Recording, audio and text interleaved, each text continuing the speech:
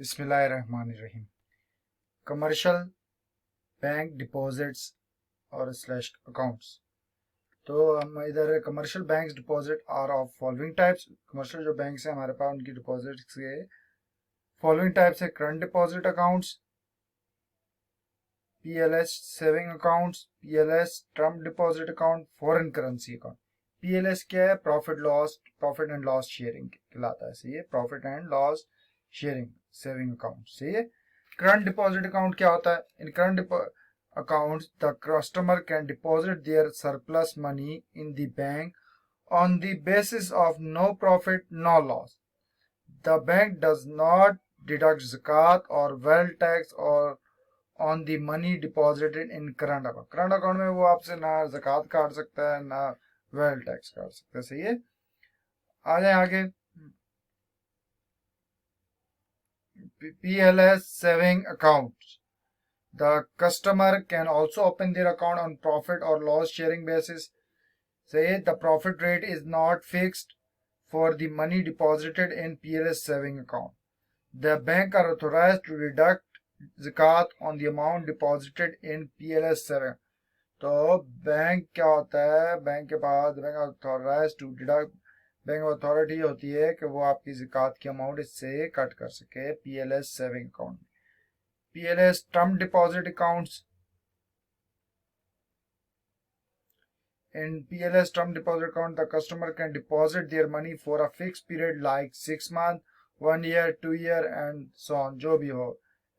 The amount deposited in PLS term deposit account cannot be withdrawn before the expiry of the fixed period. आप withdraw नहीं कर सकते इस तरह के अकाउंट में से। ये PLS टर्म डिपॉजिट अकाउंट में आप विड्रॉ एक तो नहीं कर सकते और विदाउट ड्यू नोटिस, बगैर किसी notice. In PLS term deposit account the profit rate is announced after the completion of fix period. तो जो उसका प्रॉफिट रेट होता है वो अनाउंस होता है आफ्टर, जब वो कंप्लीट कर लेता है, टाइम पूरा कर लेता है। Foreign currency accounts. In Pakistan, the bank offer foreign currency account in dollar, pound, mark, yen, and euro, etc. The banks did not charge any deduction like zakat or wealth tax, etc. on the amount deposited in foreign currency account. जो भी हम foreign currency account में amount deposit करेंगे, bank उसमें से नहीं charge कर सकता किसी किस्म की भी डिडक्शन। जो ऊपर मैंने लिखी है, ज़कात हो गया, wealth tax and so on, जो बाकी हैं। Negotiable instrument of following types: check, demand draft, पे ऑर्डर। चेक क्या है? द बैंक प्रोवाइड इस कस्टमर चेक बुक। बैंक क्या करता है? चेक बुक प्रोवाइड करता है कंसिस्टिंग ऑफ 25 या 50 और मोर लीव्स, या 25 हो या 50 या more leave. Main purpose of cheque is to withdraw money from the bank. जो मेन हमारे पास पर्पज है वो क्या हम क्या करते हैं? विड्रॉ अमाउंट करते हैं। Each leave of cheque book consist of 2 parts. Book के जो चेक बुक के जो लीव होता है, जो पेज होता है, तो उसमें 2 पार्ट, एक main and counter part. The main part of cheque is the actual cheque which is submitted in the bank to withdraw the money. जो हम सबमिट करते हैं वो मेन पार्ट होता है चेक का। The counter part of cheque is just for customer record. और side पर जो एक रह जाता है, छोटा सा लीव रह जाता है, वो हम क्या करते हैं? अपने रिकॉर्ड के लिए उस पर कुछ भी लिख दें। ठीक है, जो हमने अमाउंट हम वहां से विड्रॉ करा रहे हैं वो हम रिकॉर्ड उसमें लिख सकते हैं साथ साथ। Demand draft are used by individual to make transfer payment from one bank account to another. Demand draft क्या है? Used by individual to make transfer payment from one bank account to another. Demand draft is related secure method of cashing checks. ये check किसी caching करने के लिए एक check type ही है, इसमें ये सिक्योर है, बड़ा सेफ है। Demand draft do not require a signature in order to cash like cheque. सही है, तो इसमें कोई आपकी सिग्नेचर की जरूरत है। Demand draft is use to pay the money outside the city. अक्सर हम आउटसाइड दी मनी को आउटसाइड दी सिटी जब यूज कर सकते हैं पे करने के लिए। Demand draft is use to pay the money outside the city, हम इसके लिए भी यूज कर। Pay order. Pay order is another payment instrument which is used by the bank for payment on the behalf of their customer. जो पे order है customer के behalf पर वो पेमेंट करता है. पे order is guaranteed by the bank for its full value. पे ऑर्डर से क्या होता है, गारंटी होती है इसके जो वो लिख रहा है उस पर अमाउंट, उसके बाद उसकी bank for its full value and is similar to the demand draft but is use for local payment. ये हम लोकल पेमेंट के लिए यूज करते हैं. On behalf of their pay order is guaranteed by the bank. ये किसमें guarantee होती है, कंफर्म हो जाता है कि उसके अकाउंट में इतने पैसे हैं कि नहीं. ठीक है. Online banking.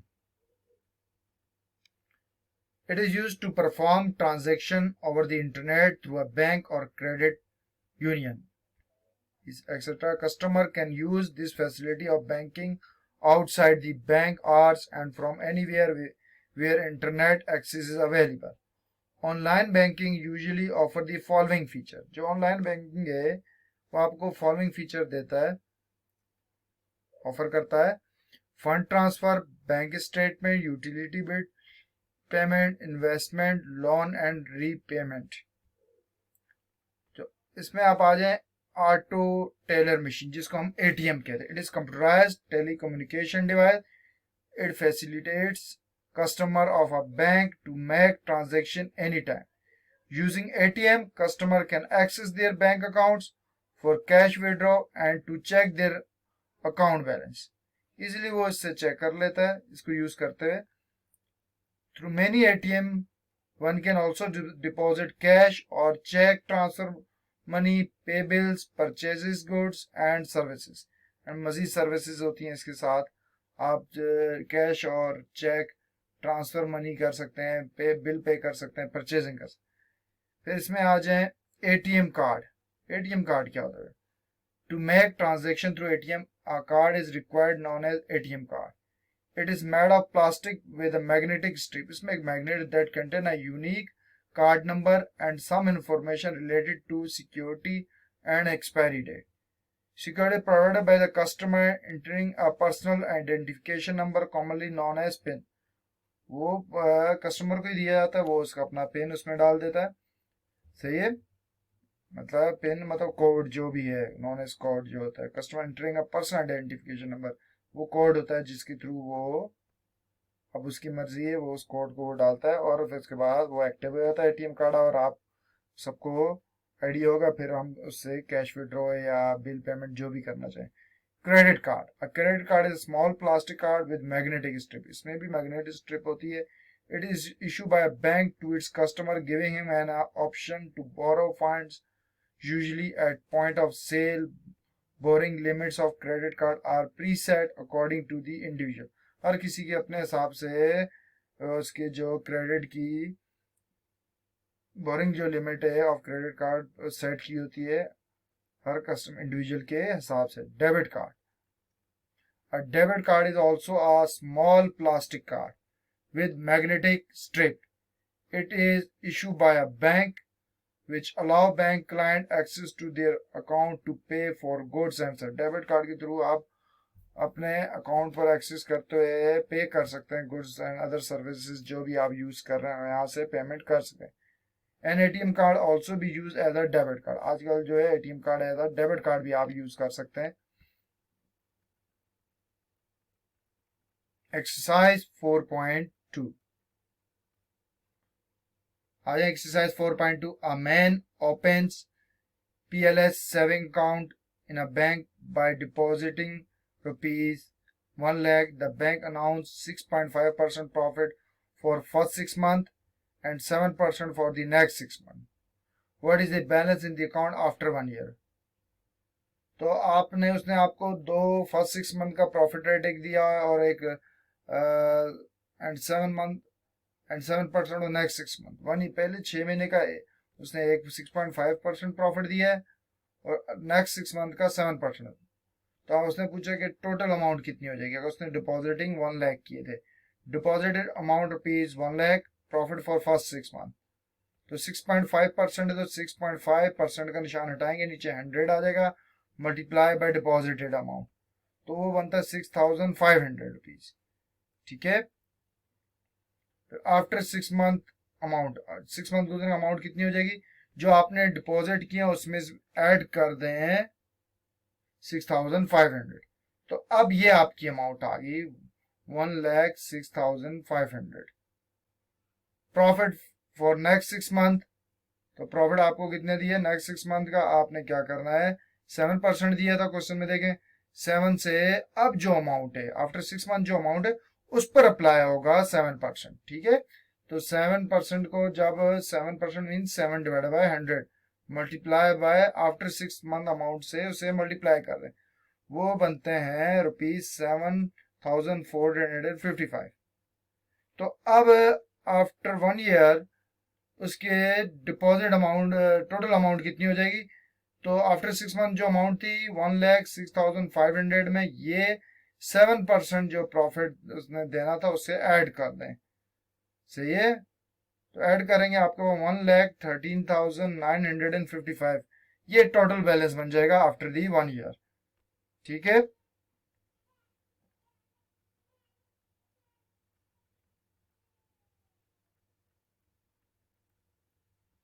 Question number 2, mister Firoz Khan deposited rupees 5 lakh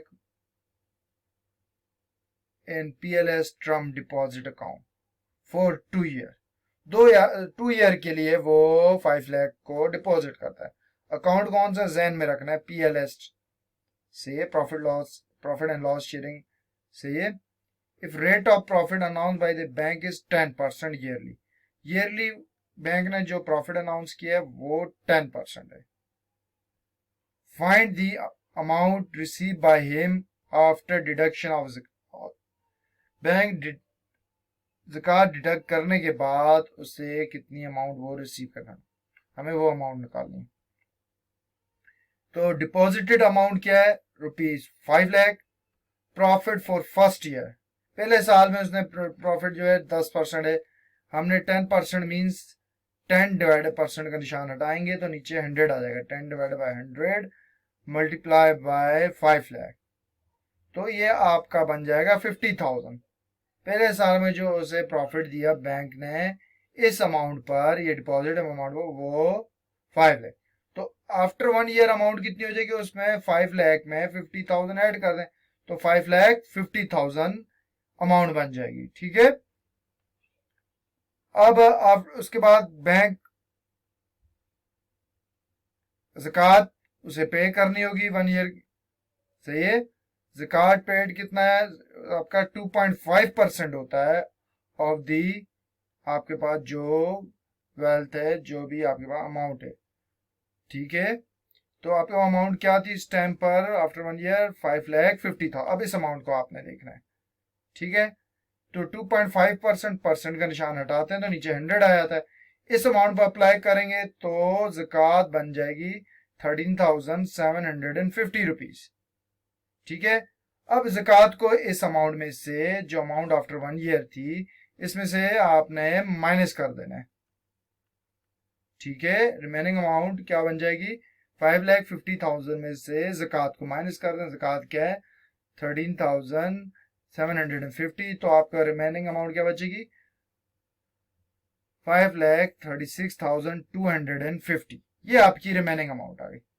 अब प्रॉफिट फॉर सेकंड ईयर, अब अमाउंट ये है, आपके अमाउंट ये है, इसके ऊपर बैंक दूसरे साल में फिर 10% ही था आपका रेट जो तय हुआ था प्रॉफिट, वो इस अमाउंट के ऊपर आप अप्लाई करेंगे। 10% means 10 divide by 100 multiply by 5,36,250, तो वो अमाउंट आपके पास आ जाएगी 53,625, 53,625 प्रॉफिट फॉर सेकंड। अब इस प्रॉफिट को रिमेनिंग अमाउंट जो थी उसमें आप ऐड कर दें, तो टोटल अमाउंट रिसीव क्या हो जाएगा, ये रिमेनिंग अमाउंट थी 5,36,250 प्लस जो सेकंड ईयर नेक्स्ट ईयर में जो प्रॉफिट दे रहा था बैंक वो था 53,625, तो उन्हें ऐड कर दें तो ये टोटल अमाउंट रिसीव आ जाएगी, वो क्या थी 5,89,875। तो ये इस तरह इसके ये रिसीव अमाउंट बन जाएगी, ठीक है। Okay, next question.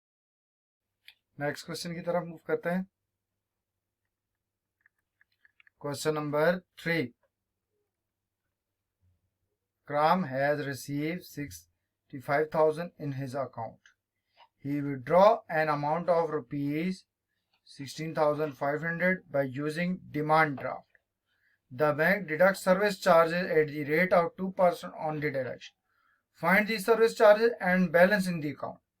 ठीक है, तो आपको क्राम के बाद टोटल अमाउंट उसने उसके अकाउंट में कितनी थी 65,000। ठीक है, अमाउंट विड्रॉ उसने कितनी अमाउंट विड्रॉ की ₹16,500। ये जो अमाउंट विड्रॉ की है इसके ऊपर बैंक ने सर्विस चार्जेस लिए हैं, तो वो कितने हैं 2%। यहाँ पर देखें सर्विस चार्जेस कितने हैं 2%। तो सर्विस चार्ज 2 डिवाइडेड बाय 100 कैसे है, परसेंट का निशान हटाएंगे तो नीचे 100 आ जाएगा, मल्टीप्लाई बाय किसके ऊपर, जो विड्रॉ अमाउंट की थी वो कितनी थी 16,500। तो इसे हमने सॉल्व किया तो ये हमारे पास आ गया 330 रुपीज बैंक ने सर्विस चार्ज लिए। ठीक है, सर्विस चार्जेस कितने हो गए 330। ये तो फाइंड दी सर्विस चार्ज ये निकल आया। And the balance in the account, balance in the account निकालने के लिए उसके बाद रिमेनिंग बैलेंस कितना है, जो ओरिजिनल बैलेंस कितना था, ओरिजिनल अमाउंट क्या थी 65,000, उसमें से आपने विड्रॉ अमाउंट भी माइनस कर देनी है और सर्विस चार्जेस भी माइनस कर देना है।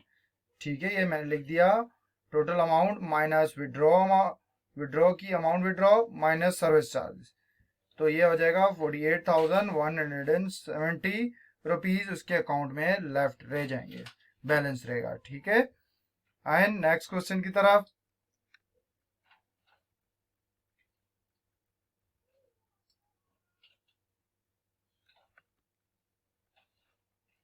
Question number 4, a school sent registration of 150 students for grade 9 in the board amounting rupees 45,000 with an additional amount of 1.7% for pay order। से एडिशनल अमाउंट क्या है, वो 1.7% फॉर पे ऑर्डर की। Find the total amount paid by the school, total amount school ने कितने paid किए, and by each student, और each student ने कितने। Write answer in whole figures. ठीक है, तो टोटल रजिस्ट्रेशन फीस कितनी थी 45,000। अमाउंट फॉर पे ऑर्डर, वो इस अमाउंट की जो अमाउंट है इस पर पे ऑर्डर की अमाउंट निकाल लेते हैं, वो कितना पे ऑर्डर की क्या परसेंटेज है 1.7%। तो 1.7 डिवाइड बाय 100 मल्टीप्लाई बाय 45,000, तो इसे आप सॉल्व करें तो ये रुपीज आ जाएंगे 765। इसे 7.7 से मल्टीप्लाई करके 100 से डिवाइड करें तो ये आ जाएगा 765 रुपीज 7 से। ये अमाउंट ऑफ पे ऑर्डर। टोटल अमाउंट पेड, जो टोटल अमाउंट पेड करेगा स्कूल 45,000 में प्लस अमाउंट ऑफ पे ऑर्डर 765, तो 45,765 रुपीज ये स्कूल पे करेगा। Total amount paid bye school, ये स्कूल ने जो पे करना है ये अमाउंट पे करनी है। अब ये नंबर ऑफ स्टूडेंट कितने थे हमारे पास क्वेश्चन में देखें 150 था, तो नंबर ऑफ स्टूडेंट क्या है 150। ठीक है, अब फी फॉर ईच स्टूडेंट कैसे निकालेंगे, इस अमाउंट को 150 से आप डिवाइड कर दें। ठीक है, फी फॉर ईच स्टूडेंट कैसे लगेगा, टोटल जो अमाउंट पेड करनी है उसको नंबर ऑफ स्टूडेंट से डिवाइड कर दें। 150 से डिवाइड किया 305.1,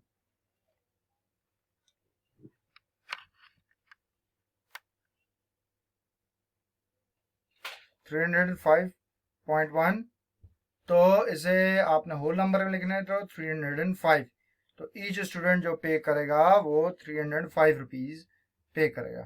ठीक है,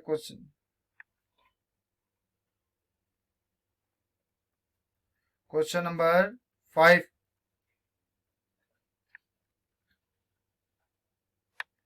Alina has rupees 80,000 in her account Alina के पास 80,000 रुपीज है। She withdraw 20% of her balance, उसने अपने अकाउंट में से बैलेंस का जो उसका अमाउंट थी उसका 20% through ATM card from the same branch and ₹5,000 from another bank ATM. 20% उसने अपने ही बैंक के एटीएम से निकाले, विड्रॉ किए, और 5,000 उसने अनदर बैंक के एटीएम से विड्रॉ। शी ऑल्सो पे utility bills for ₹1,700 through the card.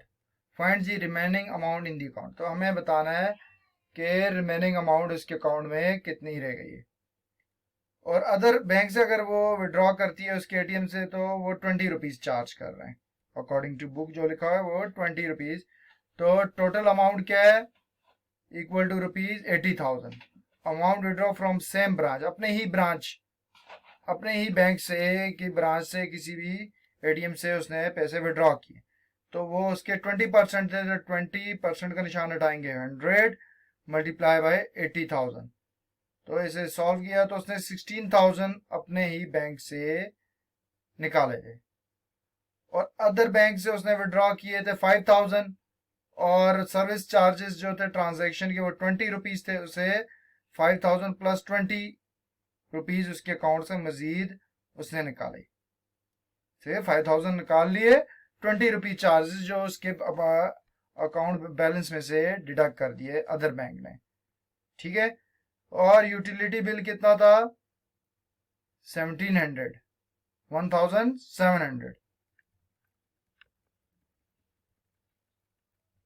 अब रिमेनिंग अमाउंट हमें पूछा गया तो उसने find the remaining amount in the account. तो रिमेनिंग अमाउंट में अकाउंट में स्टार्ट में कितना बैलेंस था, 80,000। अपने बैंक से उसने कितने किए, 16,000। अदर बैंक से जो अकाउंट उसने विड्रॉ किए उसमें मैंने 20 जो थे डिडक्ट किए थे ट्रांजैक्शन चार्जेस, वो ऐड किए, तो वो 5,020। यूटिलिटी बिल उसने भरा 1,700। तो 80,000 में से इन तीनों को माइनस कर दें तो 57,280 रुपीज उसके अकाउंट में बच जाएंगे। ठीक है, कितने, 57,280। तो इस क्वेश्चन में आपने इस बात का ख्याल करना है कि सेम ब्रांच का उसने 20% कहा था, आपने 20% के हिसाब से अमाउंट कैलकुलेट की, वो 16,000 है। अदर ब्रांच से उसने 5,000 ही निकाले थे, प्लस 20 मैंने क्यों किया है, क्योंकि 20 क्या है, अदर बैंक के एटीएम को यूज करते हुए 20 रुपीज अकाउंट से बैंक ट्रांजैक्शन करने की वजह से बैंक ने काट लिए। तो इस तरह टोटल अमाउंट जो अकाउंट से गए थे वो 5,020 गए थे, और पेड यूटिलिटी बिल्स जो बिल था उसने कितना पे किया था, 1,700। तो रिमेनिंग अमाउंट निकालते हुए आपने जो टोटल अमाउंट अकाउंट में वो 80,000 है, माइनस जो उसने अपने बैंक से विड्रॉ की वो अमाउंट कितनी है, दोबारा सुनने से 16,000 वो लिखी, माइनस की आपने। अदर बैंक से निकाले थे वो तो 5,000 निकाले, क्वेश्चन होगा 20 क्या, एटीएम को यूज, अदर बैंक के एटीएम को यूज करने से 20 वो भी डिडक्ट हुए हैं इसके अकाउंट से। तो वो टोटल अमाउंट क्या बनती है, 5,020, मतलब 5,020, वो भी माइनस करना है, और जो आपने यूटिलिटी बिल भरा वो भी माइनस करना। अब इन तीनों माइनस वालों को आप क्या करें, ऐड करें और 80,000 में से माइनस कर दें, तो वो बनता है 57,280। ठीक है, इस तरह ये एक्सरसाइज आपकी खत्म होती है, एक्सरसाइज 4.2। अब नेक्स्ट उसमें हम एक्सरसाइज 4.3 की तरफ मूव करेंगे, और टास्क के क्वेश्चन आपने बेटा ने सबने करना है। ठीक है, अल्लाह हाफिज।